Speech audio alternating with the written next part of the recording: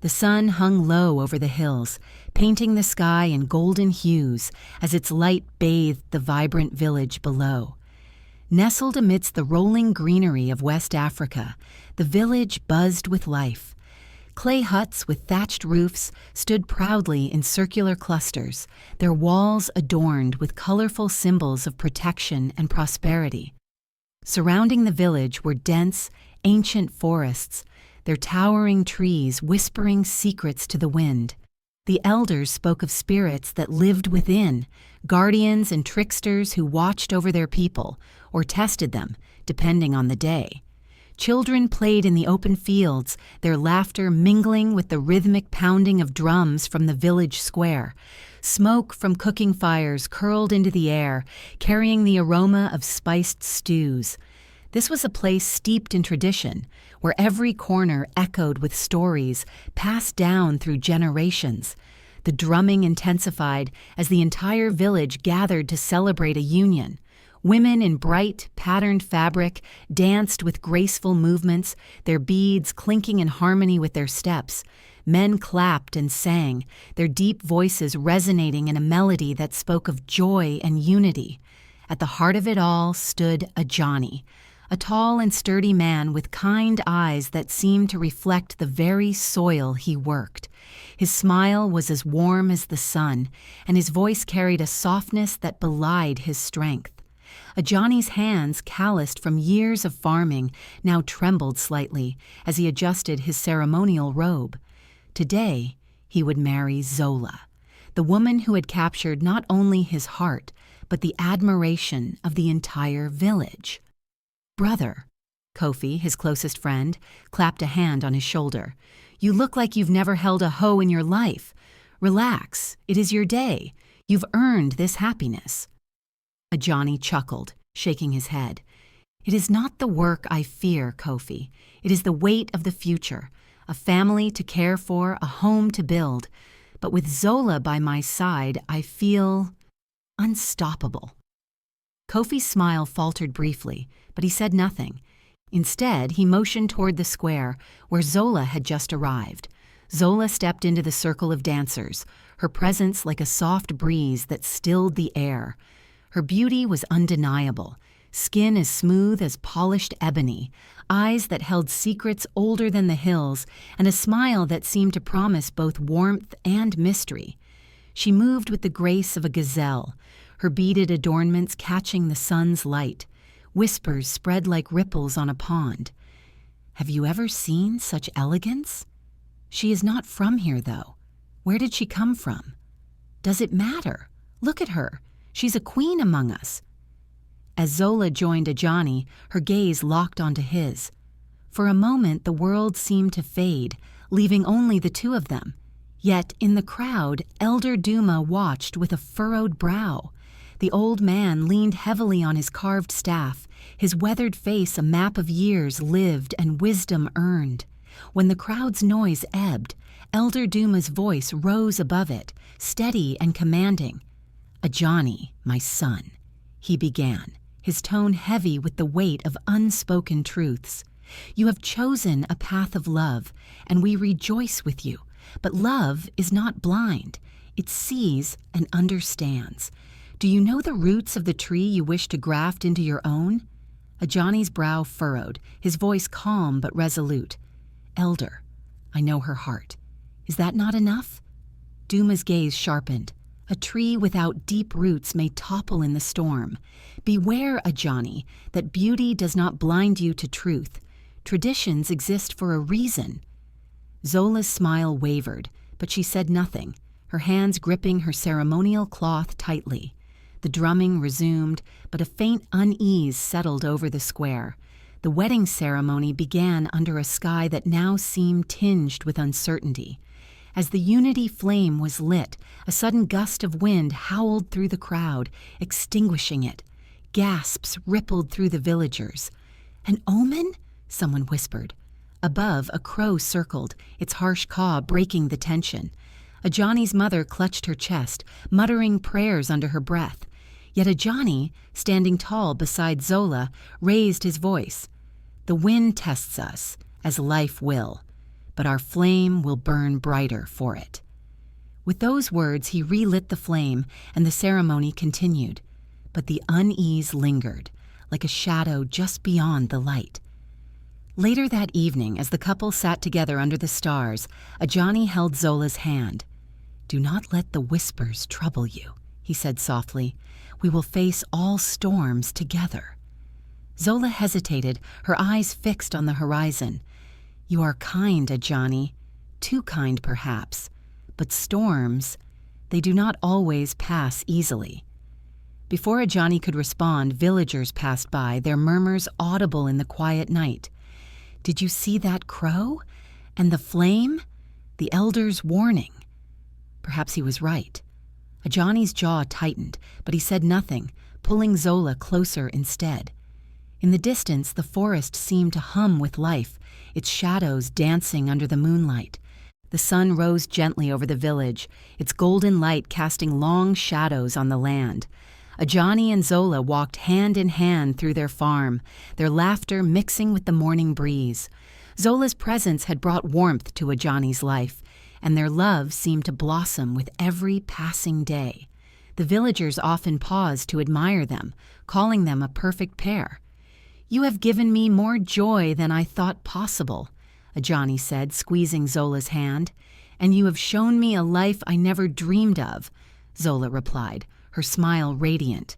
Yet as she spoke, her gaze drifted to the forest beyond the hills, her expression momentarily clouded. The first signs of unease came subtly. Ajani noticed that the crops near their home began to wither, their leaves curling as though scorched by an unseen fire. The livestock, usually calm and content, grew restless in Zola's presence, their eyes wide with unease. Whispers began to circulate among the villagers. "Have you seen how the goats scatter when she passes?" a woman murmured to her neighbor. "And the yam fields? They say they die where her shadow falls," the other replied, glancing nervously toward Ajani's farm. Ajani dismissed the rumors, reassuring himself that these were mere coincidences. Yet deep in his heart, doubt began to take root. The village was alive with preparations for the river purification ceremony, a tradition that called for all to partake. Elders sang ancient songs as women carried clay pots to the river, their steps graceful and rhythmic. Ajani extended his hand to Zola, a gentle smile on his face. "Come, it is a time for blessings. The river cleanses all burdens," he said. Zola hesitated, her eyes darting to the crowd. I am feeling unwell. Perhaps next time." Ajani's brow furrowed. "You have avoided the fire rites as well. Are you certain you are well?" "I am fine," Zola replied quickly, forcing a smile. "Do not worry about me." The villagers exchanged glances, their whispers growing louder. What kind of wife avoids the sacred rituals? Perhaps the elder's warning was true. One evening, as the sun dipped below the horizon, an elderly woman appeared at Ajani's gate. Her clothes were tattered, and her eyes burned with an intensity that belied her frail frame. "Beware the shadows that cling to your wife," she said in a low, rasping voice. "They carry the weight of a past that seeks to destroy your future." Ajani stepped back, his heart pounding. "Who are you? What do you mean?" The woman offered no further explanation.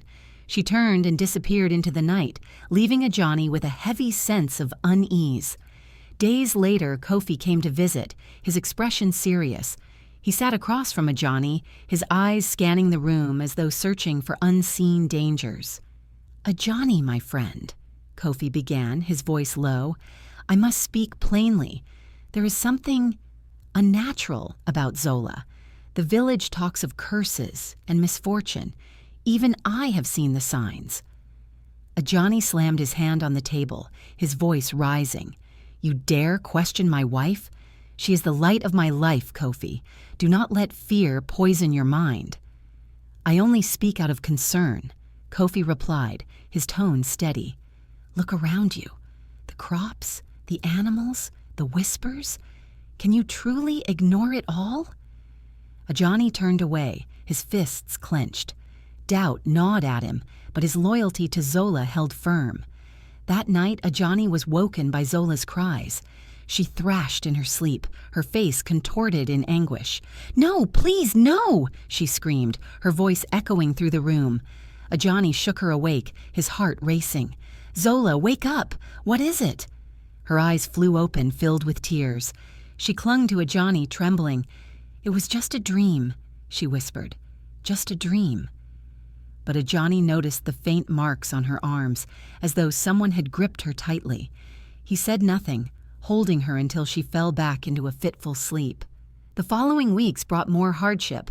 Ajani's farm, once thriving, now struggled to produce even the barest harvest. The soil seemed lifeless, and the air grew heavy with despair. Villagers no longer came to visit, their gazes filled with suspicion and pity. "We are cursed," an elder muttered as Ajani passed by. "That woman has brought darkness upon us." Ajani's shoulders sagged under the weight of their words. He returned home to find Zola sitting by the fire, her face illuminated by the flickering flames. "They blame me," she said softly. "I can see it in their eyes." "They do not understand," Ajani replied, kneeling beside her. "We will endure this together." Zola looked away, her voice barely a whisper. "Some shadows cannot be escaped." In the quiet of the night, the village elders gathered around the sacred tree, their faces grave. "The signs are clear," one said. "Dark forces are at work. If we do nothing, the entire village will suffer." "But what can be done?" another asked. "Ajani will not abandon his wife." "Then we must act," Elder Duma said firmly, his eyes burning with determination, "for the good of us all." As the elders dispersed, the wind carried their whispers to the forest, where unseen eyes watched and listened, waiting for the right moment to strike. The night was thick with the scent of the earth, weighed down by an unforgiving storm. The wind howled through the trees, their branches twisting like the hands of an angry spirit. The rain fell in sheets, as though the heavens themselves were mourning. Inside the small, dimly lit hut, Ajani stood by the window, staring into the violent night, his heart heavy with unspoken words. Zola, trembling on the other side of the room, seemed small under the flickering flame of the single burning candle. The tension in the air was thick enough to be cut with a knife. Ajani's mind was a whirlpool of confusion, and his chest ached with the weight of the words he had just heard. Zola had been silent for too long, hiding something, keeping the truth locked away in the deepest parts of her soul. The argument had been sharp, filled with accusations and pain, but finally, the truth was about to come out.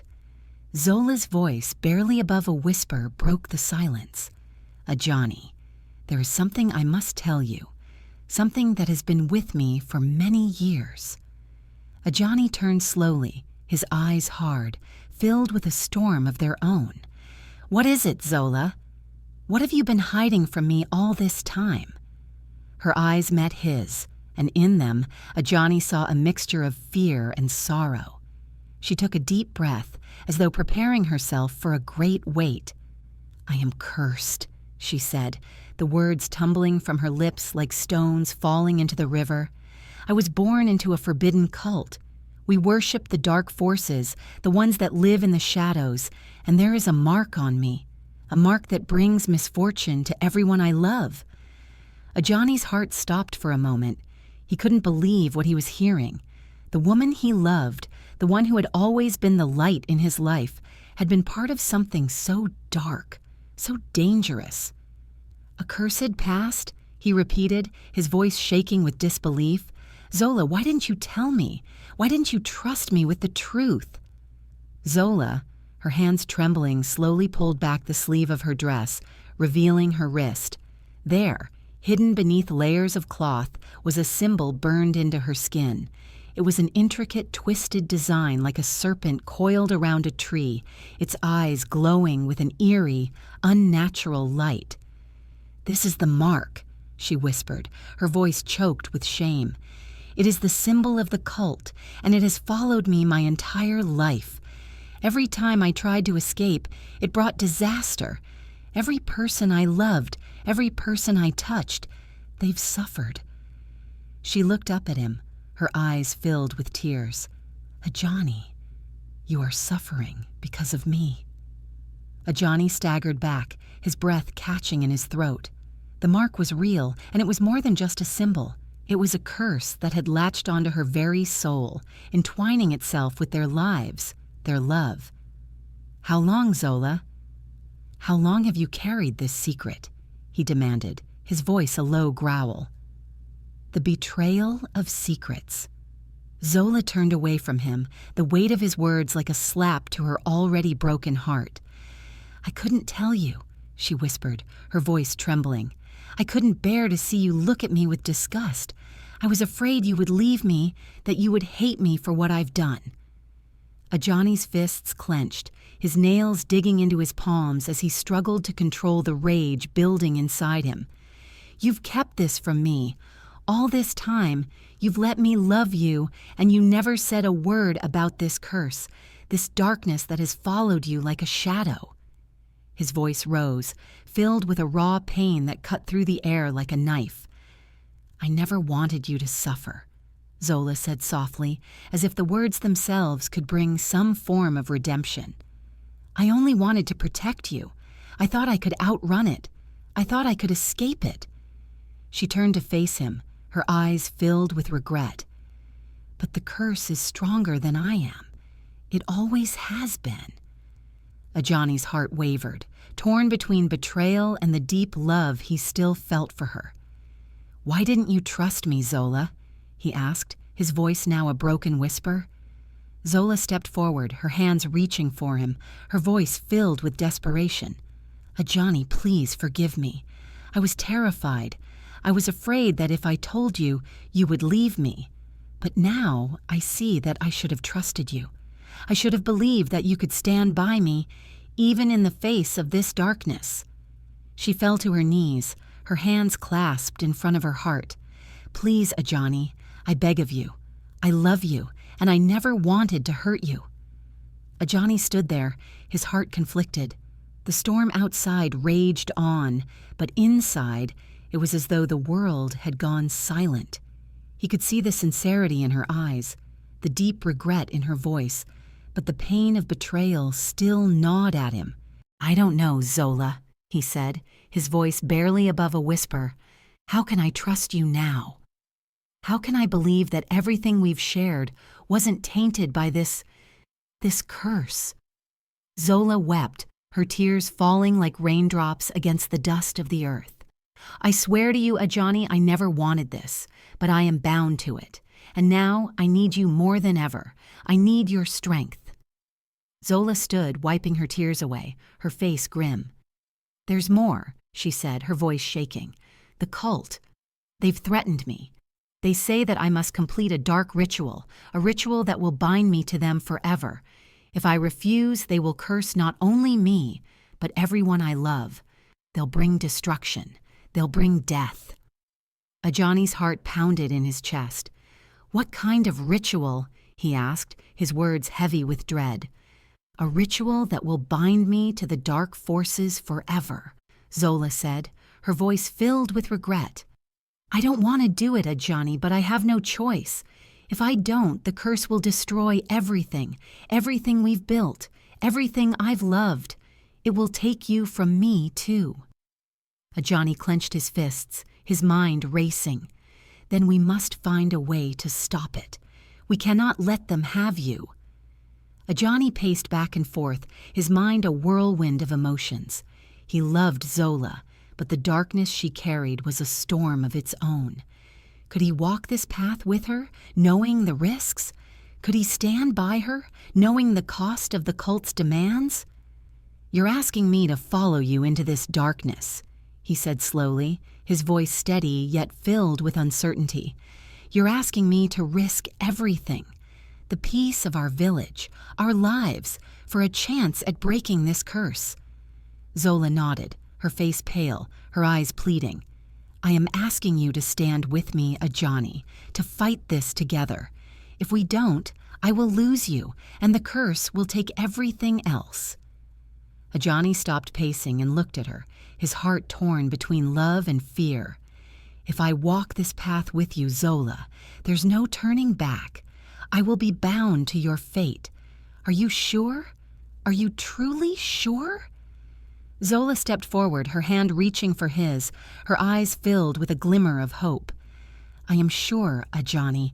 I cannot do this alone, and I will never ask you to carry this burden if you do not choose to." Ajani closed his eyes, his mind heavy with the decision. His heart longed to walk with her, to fight the darkness together, but the fear of what lay ahead, the dangers, the cost. It was a burden he could not take lightly. The next day, Ajani sought the wisdom of Elder Duma, the village's most revered elder. The old man sat in his sacred hut, his eyes clouded with the wisdom of many years. He listened silently to Ajani's tale, his wrinkled face showing no emotion. "There is a way," Elder Duma said slowly, his voice like the rumble of distant thunder. "But it is not without peril. You must travel to the forbidden forest where the spirits of the ancestors dwell. There, you will find the sacred tree. It is said that the tree holds the power to break any curse, but the journey is dangerous. Many have gone, and few have returned." Ajani's heart pounded with fear. "What must I do?" Elder Duma's eyes narrowed, his voice grave. "You must offer a sacrifice to the spirits, something of great value. Only then will the curse be lifted. But remember, Ajani, even the spirits demand a price." Ajani swallowed hard, his resolve hardening. This was the only way. He had to save Zola. He had to save them both. The wind howled in the trees, as though the spirits themselves were warning Ajani and Zola of the perilous journey they were about to undertake. The forest stood before them, dark and foreboding, its ancient trees twisted like the bones of forgotten ancestors. The air was thick with the scent of damp earth and the promise of danger. Yet amidst the fear and uncertainty, there was also a spark of hope. Hope that the sacred tree, hidden deep within the forbidden forest, held the power to break the curse that had haunted Zola for so long. "Are you ready?" Ajani asked, his voice steady but filled with the weight of the journey ahead. He turned to Zola, whose face was pale but determined. "I am ready," Zola replied, her voice firm. "We have no choice but to face whatever lies ahead, for my soul, for us, for the future." Together, hand in hand, they stepped into the forest, the path ahead as dark as the secrets they were trying to leave behind. The trees seemed to close in around them, casting long shadows over the ground, and every step they took seemed to echo in the silence. The road was treacherous, filled with sharp stones, tangled roots, and unseen dangers. Yet their bond, tested by the many trials they had already faced, grew stronger with each passing moment. As they ventured deeper, an unsettling silence enveloped them. The birds stopped singing, and the wind ceased its howling. Only the sound of their footsteps remained, a steady rhythm in the quiet of the forest. Suddenly, a rustling sound broke the stillness, and a figure emerged from the shadows, huge, with golden eyes that gleamed like the sun. It was a leopard, its coat dotted with the wisdom of the ages.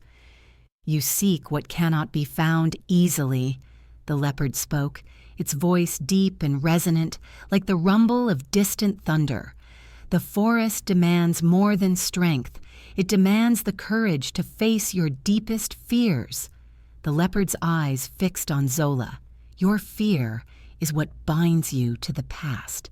To break the curse, you must confront it." Zola shuddered, her hand tightening around Ajani's.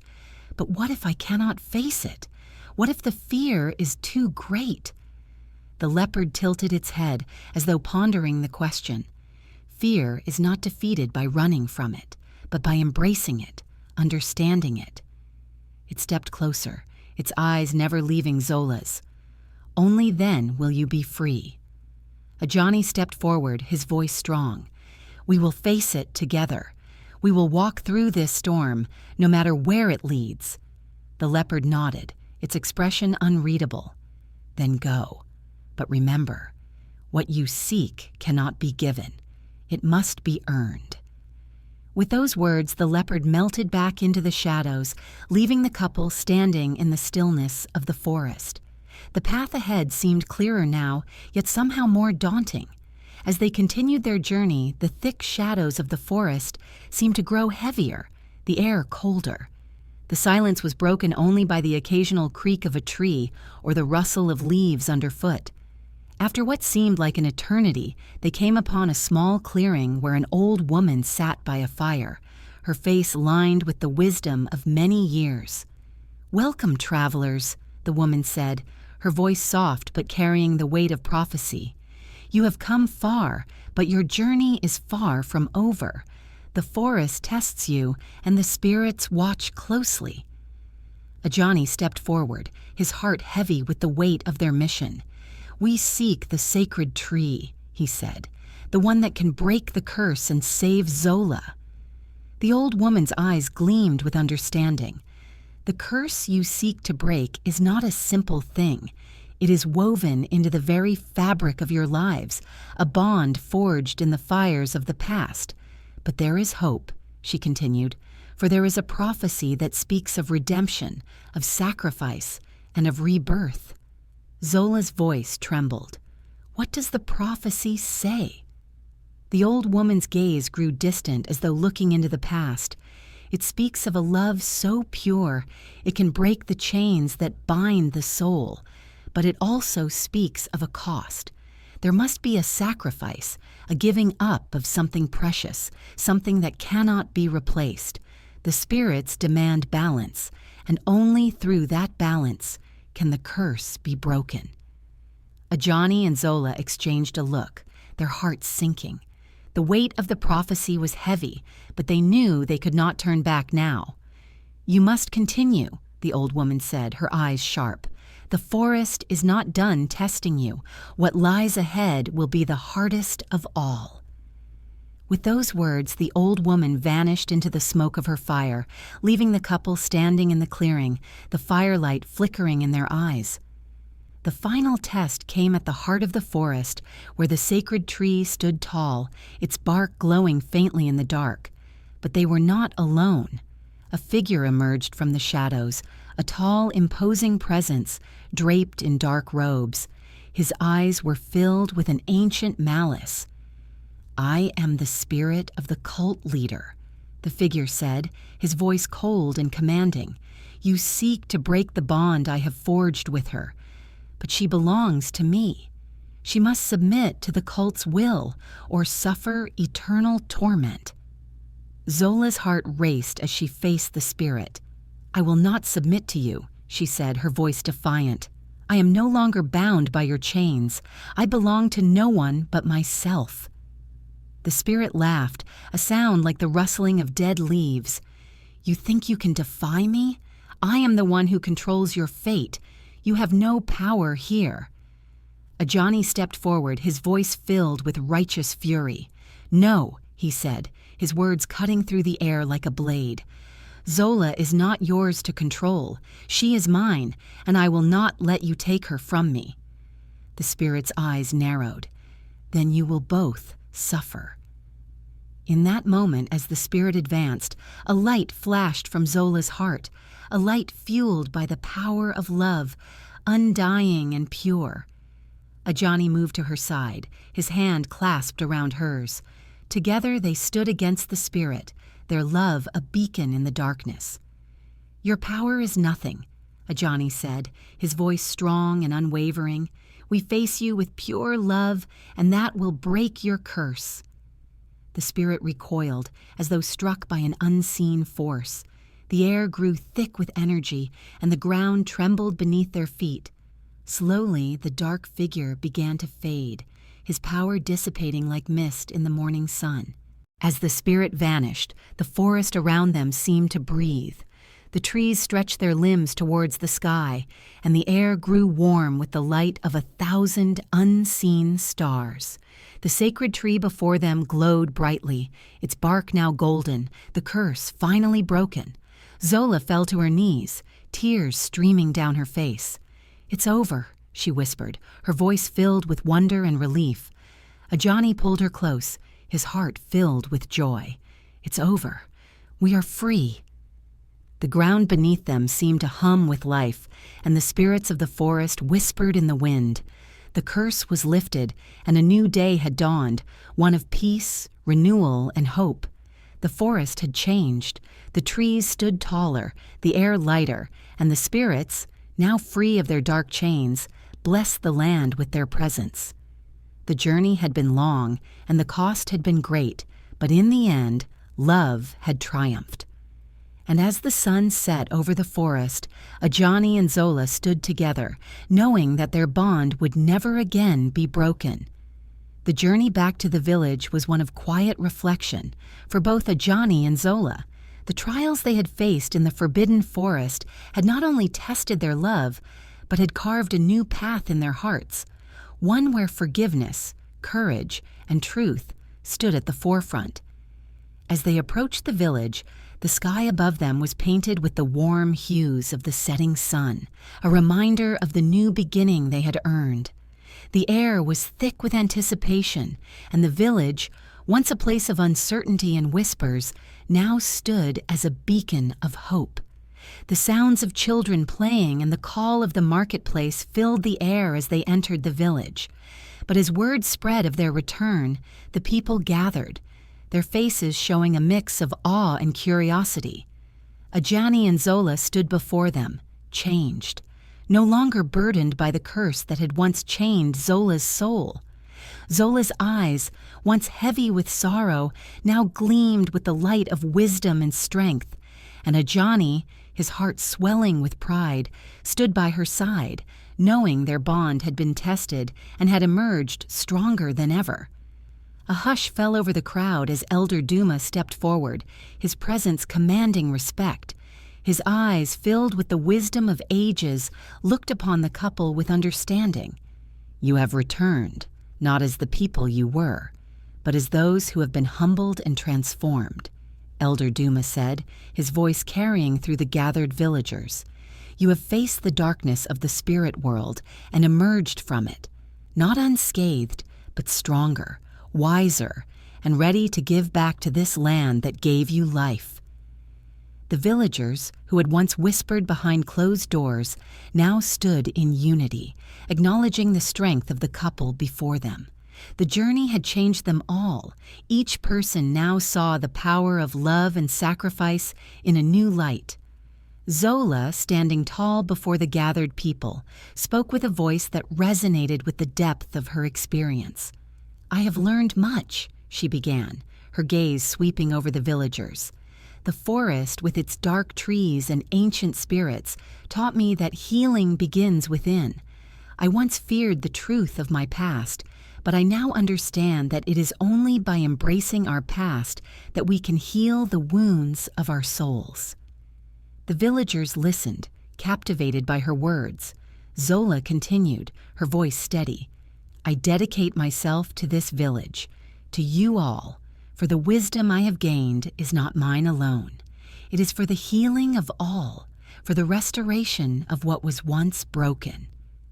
Her words hung in the air like a promise, and the villagers, moved by her sincerity, gave their support with nods and murmurs of approval.